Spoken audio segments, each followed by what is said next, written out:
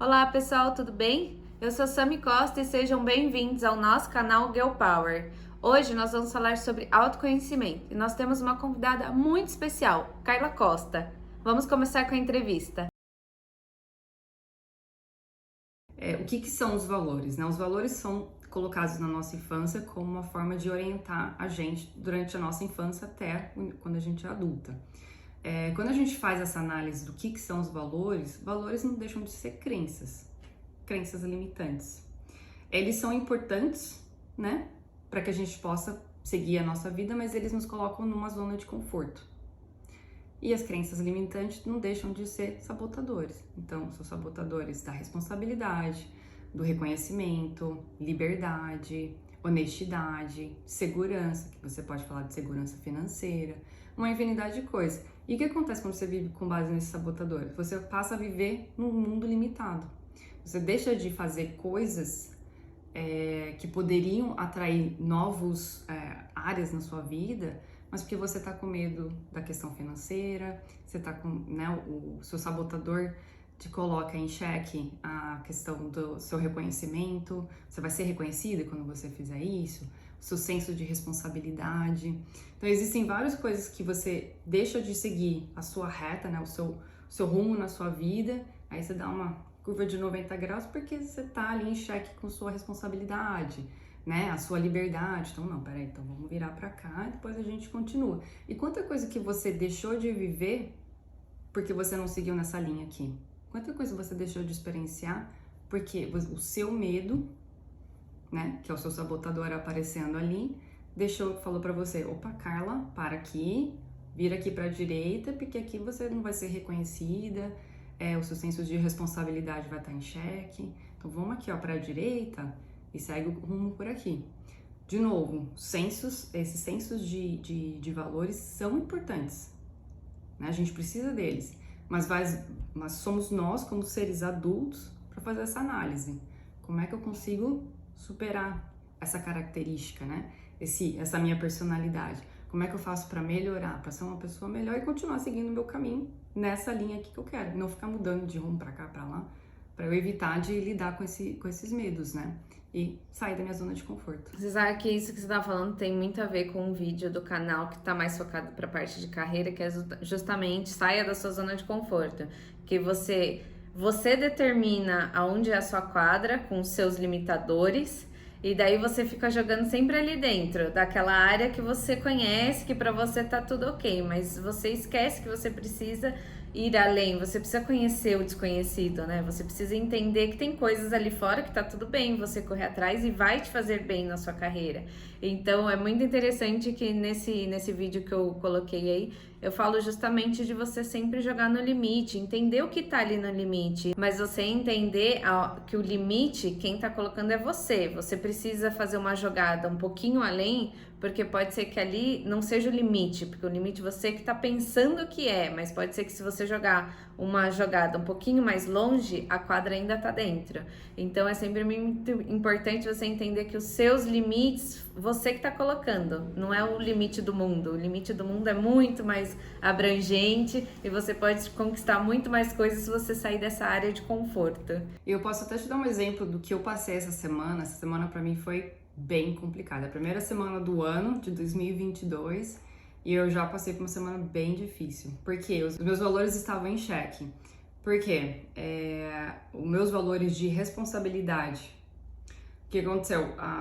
Houve uma situação na empresa, que eu nem vou entrar muito em detalhe, mas o meu senso de responsabilidade foi questionado. Aquilo me gerou um pânico, um medo. Foi uma reunião na quinta-feira que eu fiquei sabendo na quarta que ia ser discutido um tema que ia colocar meu senso de responsabilidade em xeque. Eu não conseguia dormir, eu não conseguia mal respirar, aquele pressão no peito, aquele medo, meu Deus, como assim eles estão me questionando? Eu sou uma pessoa honesta, como é que eles estão me questionando esse tipo de coisa? Eu consegui identificar, né? Quando você entra nesse processo de autoconhecimento, isso que é importante, porque você tem uma noção um pouquinho maior do por que você tá entrando nesse pânico, por que você tá entrando nesse medo. Então eu consegui analisar, apesar de tudo que eu tava físico, né? Todos esses sentimentos físicos que realmente eu tava sentindo, Eu consegui identificar, a minha boa menina, porque ela faz tudo certinho e agora eu tô me questionando, né? E como é que eu faço para controlar aquilo? Porque a situação vai acontecer, você sempre vai colocar os seus sensos em responsabilidade. São tantos anos da minha vida com esse senso tão forte na minha vida, né? Não é na primeira situação que vai acontecer que eu vou ter autocontrole, né? Que eu vou conseguir, ok, estou bem agora, passou. Não, vai levar um tempo, né? Então, pra mim, como é que foi? Eu não conseguia dormir, acordei às 2 horas da manhã, achando que eu já estava atrasada pra reunião. Não conseguia dormir depois disso, porque eu ficava repensando naquela situação toda. Porém, ao mesmo tempo que eu me pegava pensando naquilo, eu conseguia identificar, Carla, você está segura, você não está sendo analisada, você está ok, você está segura na sua cama. E aí você começa a utilizar algumas ferramentas, né? Então, algumas ferramentas que eu até indico, né? Por exemplo, a meditação, respiração, escrever. Se é uma possibilidade, sai para fazer um exercício físico, uma yoga, que às vezes você pode fazer em casa mesmo. Existem uma infinidade de coisas que pode ser feito para te ajudar a controlar alguma dessas sensações. No primeiro momento, vai te acalmar por talvez alguns minutos, né? Com mais prática, aquilo começa a ficar mais fácil até um momento em que você vai conseguir ter total controle sobre a sua pessoa. Talvez leve tempo para isso. E uma outra coisa que eu escutei há um tempo atrás, eu fui no centro budista e eu achei aquela dica assim maravilhosa. Eu conversei com a monja, né? Porque eu falei, eu coloquei uma situação para ela, né? Que talvez acontecesse frequentemente. Isso você pode pensar numa relação com o marido que não lave a louça, ou um chefe que é mal educado com você, um colega de trabalho. Existe uma infinidade de situações que devem ocorrer semanalmente, talvez diariamente ou mensalmente, mas que você pode identificar como é que você quer reagir àquela situação. Então, uma situação está acontecendo com você nesse momento, que aí seu chefe está gritando com você. Você vai entrar em pânico, né? Porque tem ali um confronto. Pelo menos para mim, meu senso de segurança ele é muito forte, né? Eu tenho que estar no meu âmbito de segurança. Naquele momento, aquele primeiro momento, você vai reagir conforme o que você tem disponível, os seus mecanismos naquele momento. O que a monja explicou? Quando aquele momento acabar e você já estiver mais calma, faz uma análise do que aconteceu. O que aconteceu? Por que aconteceu? Meu chefe tinha razão? Ele não tinha razão? Como é que eu gostaria de ter reagido naquela situação? Mas aí você já tá mais calmo, então você consegue analisar. Talvez se eu tivesse falado X coisa, ou talvez se eu tivesse pensado por 5 segundos antes de eu falar alguma coisa, respirar fundo. Uma outra coisa que às vezes acontece muito numa situação de confronto, eu não sei se pra você, Sam, mas às vezes pra mim acontece como se, né, saísse do meu corpo aqui e me visse do lado de fora. É muito engraçado. Como é que você faz para se trazer de volta, né? Então, coloca o seu pé no chão e puxa os seus dedos para o chão, para você voltar para a consciência, para aquele momento, né? E você ter mais consciência. Trabalha a sua respiração. E o que a monja explicou? Quando você pratica isso, esse rever a situação com calma, mas você rever como é que você gostaria de ter agido, a situação, quando acontecer novamente, a próxima vez, não quer dizer que você vai ter todo o controle. Vai ser uma situação de confronto, seus sensos estão sendo atacados, você vai fazer aquela análise depois quando ela terminar, e aí com a prática constante, em algum momento você vai conseguir reagir do jeito que você gostaria. No momento da calma, que você conseguiu fazer a análise daquela situação, você vai conseguir em algum momento da sua vida colocar aquilo em prática, né? E isso é uma questão de prática, né? No dia pra noite, de novo, você vem tantos anos da sua vida com aquele senso tão forte, aquele valor tão forte, não vai ser do dia pra noite que você vai ter controle. Leva tempo para trabalhar. Legal, que eu ia te fazer uma pergunta, como que você via, como que você praticava o autoconhecimento no trabalho? Você já colocou uma experiência aqui de trabalho, essa questão de você passar por uma situação e depois você analisar é muito importante justamente para o autoconhecimento, é entender o que naquela situação te deu o gatilho. Por que você ficou nervosa? Por que você apenas reagiu àquela situação com os seus limitadores, né? Dentro da sua zona de conforto, você não estava mais, então você simplesmente reagiu. E é muito interessante também essa questão que você comentou, da prática, né? A gente tem que praticar, não vai ser na primeira situação que você já vai estar bem, Não, você vai ter que, cada situação é um autoconhecimento, é entender o seu gatilho. E a gente não tem um, dois gatilhos, são diversos gatilhos. O gatilho entra em ação em diferentes maneiras. Então, assim, não é porque aquela situação aconteceu, você já tá bem com aquele gatilho. Não, pode ser que ele venha em uma outra situação diferente que também te traga esse gatilho de novo. Então, realmente é muito interessante a parte, analisa sempre a situação após do que aconteceu. E pratique. Então, teve uma parte de um livro que eu tava lendo que ele fala: você tem que também se expor a situações de confronto, porque são nelas que você vai conseguir praticar isso. Se você ficar sempre ali na sua zona de conforto, não vou entrar em discussão, vou ficar quieta agora, não sei o que, você nunca vai ter essa prática, você nunca vai conseguir ter a experiência do gatilho e conseguir se olhar e entender. O gatilho aconteceu porque ele falou isso dessa maneira, então isso me lembrou alguma coisa do meu passado. Bom, enfim, pode ter diversos fatores aí no meio. E eu super indico a meditação, que a meditação existem diversas meditações que você pode achar no YouTube, uma pessoa que já tenha praticado, você tenha aprendido com essa pessoa, um centro budista. Enfim, existem várias formas que você pode colocar em prática a meditação. E foi uma coisa que até recentemente, quando eu tava, na última vez que eu fui no centro budista, que ela explicou, a meditação não é aquela que você sai para caminhar, né, começa a ver o ambiente, analisar, não, é aquela na qual você para com você mesma, senta ali e você acha a paz dentro de você, né, não é fora, né, vai estar dentro de você, porque quando você coloca essa meditação em prática, na qual você consegue achar a paz dentro de você, quando uma situação de pânico, quando uma situação de confronto, que a sua segurança, os seus valores estão em xeque, você não precisa, meu Deus, eu preciso sair para fazer uma caminhada para eu encontrar minha paz. Não, a sua paz está aqui dentro, né? Essa calma, essa tranquilidade está dentro de você, né? Não tem nada fora, né? Então a meditação, mas não é a primeira vez que você vai fazer a meditação, ok, agora eu sou Buda, tá tudo bem e vamos seguir com a vida, né? Vem os problemas que eu tô pronta, né? Não. Acho que também é um crescimento, né? Eu ainda prefiro sair para fazer uma atividade física, fazer uma caminhada, alguma coisa. Isso me ajuda ainda a olhar para dentro e conseguir me entender. Eu tento fazer meditação, mas ainda tenho um pouco de dificuldade. Então, acho que também é um processo. É bem devagar, você tem que ir se entendendo, você tem que ir se olhando e se respeitando, né? Então, o processo, não adianta achar que você vai sentar no sofá, fazer posição de meditação e que vai ser maravilhoso. Você tem que ir se conhecendo e aos poucos mesmo. Isso, e uma das coisas que a meditação ela ensina, porque não é sentar lá e você vai achar que você vai entrar no nirvana, né, e vai conseguir acalmar seus pensamentos. Não, os pensamentos vão entrar na sua cabeça, porque sua mente, a função da sua mente é pensar. Então, isso é uma fala da Janice, né? Quando você estiver na meditação, sua mente vai começar a pensar, você vai começar a relembrar das situações que você estava passando. E uma das coisas que eu aprendi até no centro budista é você ter uma frase ou uma palavra que te traga de volta. Então pode ser paz, enfim, uma imagem, alguma coisa que te traga de volta para focar na meditação, para focar em você, né? E fazer esse trabalho constante, né?